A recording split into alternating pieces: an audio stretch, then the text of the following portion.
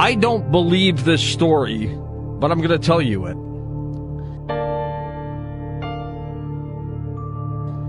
Apparently, WikiLeaks documents are revealing the Apollo program was a fraud. The moon landings never happened. Never happened. Never happened. Never happened. Never happened. Never happened. According to new documents scheduled to be released this week by Julian Assange, founder of WikiLeaks, they could reveal damaging information about NASA's Apollo program.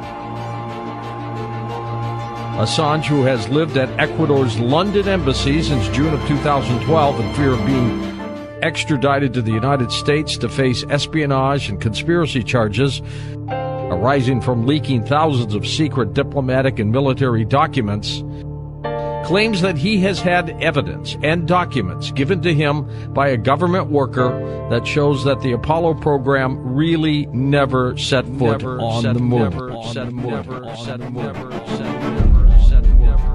The documents are said to have been handed to the WikiLeaks founder by a retired high-ranking official of NASA that has worked within the government for more than 45 years, according to Assange.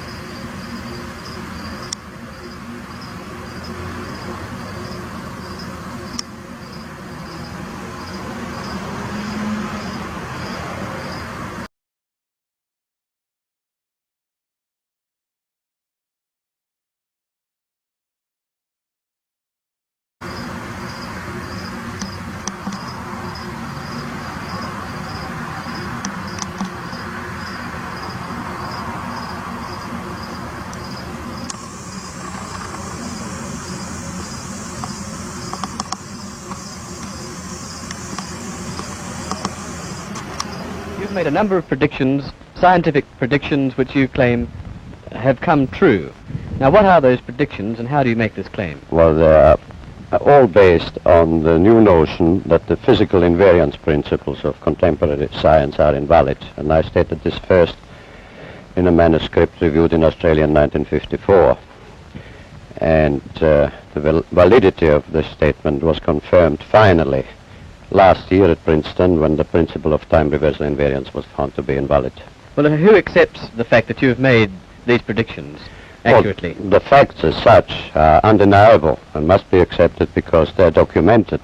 And it was accepted as such at Oxford, at Tasmanian University, and also at the National University. The facts as such are accepted, but the explanations and the new views as yet are not. Do you mean to say that you reject all the basic principles of science established since Aristotle's day? No, it does not mean that. I state and maintain that those concepts and interpretations of science, which are still based today on Aristotelian logic, have a certain purpose, but that is defined by a statement as that a spade is a spade or a fine chisel is a fine chisel. But these concepts are inadequate for a complete understanding of the real nature of the world. How is it possible, Mr. Foster, that you as an individual can work out these theories when all the other established scientists have computers and all the money of governments behind them, and yet they apparently can't? Well, I do not claim at all that it is due to my own intellect or to my own penetration. I have been deeply interested from early youth in the real nature of the world, and I held my own views and ideas. But many years ago, about 14 years ago, when I was challenging one of the fundamental conventional principles of science, I had a definite inspiration, not knowledge as such, but an indication and a guidance which I followed, on which I worked very hard and to evolve into a new structure of understanding. Inspirations are related to thoughts of genius. Do you think or consider yourself to be a genius? No. I consider myself to be an ordinary, humble person who wants to serve mankind with what man has striven for from the beginning of consciousness, with truth and understanding of the world. Well, now, one thing, you have a theory about the moon, and we expect to be able to get observable facts about the moon fairly soon. What is your theory? Well, it is by now rather more than a theory. 10 or 11 years ago, I stated to various scientists that the moon is not a piece of rock, but it is a plasma phenomenon, a cosmic plasma, and that this fact will eventually be confirmed. I made certain predictions which were already confirmed in 1958, and the situation now is coming close to a complete confirmation. What will be the result if you're proved to be correct in your theories? The result will be profound and decisive, because it will give proof that a complete reinvestigation of the laws of nature is necessary. Because if the moon is a plasma, no man will ever land on it. The soft landing attempts will all fail. That means that the mass of the moon is far less than is currently assumed. It's in a different state of energy, and it has far less mass. That means there is no more explanation for the tides. If the moon, for example, had only 1,000th part of its current mass, then the tides would only be 2 inches high under conventional theories instead of sometimes 14 feet. And that means that if it is proved that the moon is a plasma, then all gravitational theories are out, and a new concept of the cosmos and of its laws has to be evolved. Aren't you being a bit adventurous, though, because you know that we're going to be able to test out your theories on the moon fairly soon? Well, not anymore. 11 years ago, of course, it was rather taking a risk. I was considered a lunatic, of course, but by now the evidence, accumulated evidence, is already so much in my favor that I'm not taking any risks anymore. On the contrary, there is scientific views expressed all over the world now that the moon seems to be of a quite different nature of what was assumed. But the Americans and Russians are thinking of landing men on it. Well, that will never happen. Not on the moon. G'day everybody, hope you're all doing well. So this gentleman was a scientist here in Australia. Now, as you heard him say, that he was just an ordinary, humble human being, trying to serve mankind with truth and understanding. That is definitely not something that we are used to hearing, especially from people in the science world.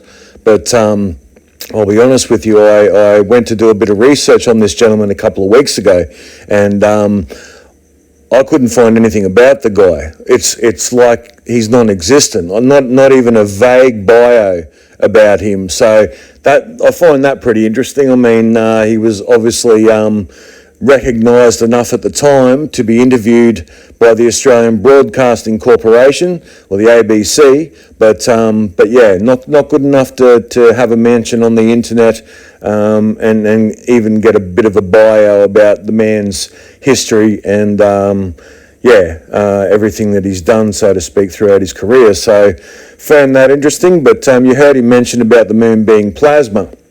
So without getting too in depth about, like, in the research world, just want to define something simple and easy as far as the connection that you can make from the modern day world. And straight away I found something there from NASA, a couple of articles there talking about the universe being 99.9% plasma. Well, that's a pretty good connection to make, regardless of what NASA tells us. There's a relevant connection to be made there. So, but anyway, I'll give you a quick look at those couple of articles, and you guys make up your own minds and tell me what you think.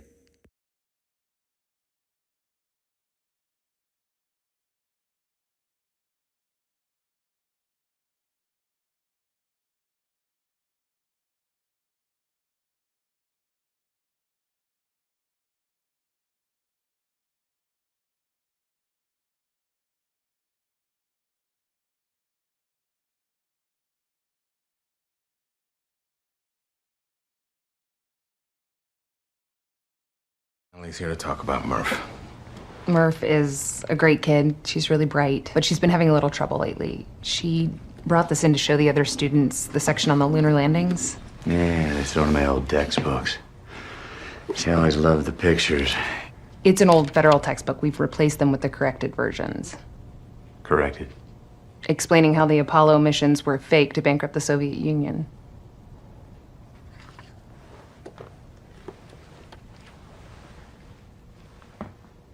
You don't believe we went to the moon?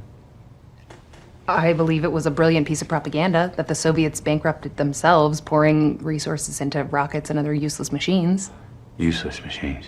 And if we don't want a repeat of the excess and wastefulness of the 20th century, then we need to teach our kids about this planet, not tales of leaving it. Yeah, so there's another one of those common scenarios where things are put blatantly in our faces, hidden in plain sight, or as I like to call it, dangling the carrot in front of us. But common practice, the trickery is that when people watch movies, planted automatically in their subconscious is that they already know that they're watching a movie. So a lot of people won't hear or pick up on the finer details in movies, like things that are being said, let alone sort of process the information and go, hey, what am I being told here? And that's unfortunately, like that plays out for a lot of people across the board, even in regards to what they hear in the news and stuff. There's a lot of stuff that's said or written in articles that are completely overlooked by people, and that's an unfortunate part of it all. But even for those that do hear it and go, what are they talking about? You quickly have the actor deflect back and go, what, you don't believe that we landed on the moon? And just after that snippet of footage within the movie, they literally breeze past that and move on to the next topic. So it's there and it's quickly gone, so to speak. But this is how things work, because you can sit there and go and watch a movie, and a lot of things that are said is literally a case for people where it's in one ear and out the other. They can be engulfed in a movie. You'll come out of a cinema and that you watched a movie, but you enjoyed it that much. You'll come out with your friends or family and you'll go, what about such and such? Did you see what happened there? They've left it open for the next one. And, all the excitement about what you saw because it was so good. But you still know that you just watched a movie. And when we come across to the other side of things, when we're watching the news, because the media is the tool, it is the tool that shows us everything that we are led to believe is going on, has gone on, so to speak. And it's the footage that they give us that we use, and same deal. Planted in people's subconscious is, well, this is real life. So straight away, it's real. It doesn't matter what you're being shown. It's real. And that is where the lines of movies and real life footage from the media, the lines have been blurred. So, there's many instances where, like even with the Ukraine and Russia war, there was so many questionable pieces of footage and things that were shown to us throughout that whole scenario in the earliest parts of it, where it was all ramping up and going on, and the media was just drilling us with it like they do, the machine, just constantly just brainwashing us. Here's the story. Make sure you don't forget. Talk about it with your friends. Or did you forget in the last 5 minutes? Let us show you again. And that's how they work. So, but you know, like there was footage there that, for me, for someone like myself, it stood out plain as day. But for a lot of people, they won't even be thinking about it. But I'm watching footage shown, and I'm just like, gee, that's poor quality. Like, that is poor quality footage for the modern day cameras that the media has. I'm just going, that's old. Like, that's not current footage. And you can tell. The simple things like that stand out. So, you know, and like there's the media articles where they were showing grandmothers, like almost 80 years old, holding rifles because they're getting trained to go and fight Russia. I mean, are we serious? That's not going to happen. Miss Ukraine, beautiful woman, if that was actually her, but she put on a Facebook page, her all militaried up in all brand new military gear with a machine gun. She's going to fight Russia.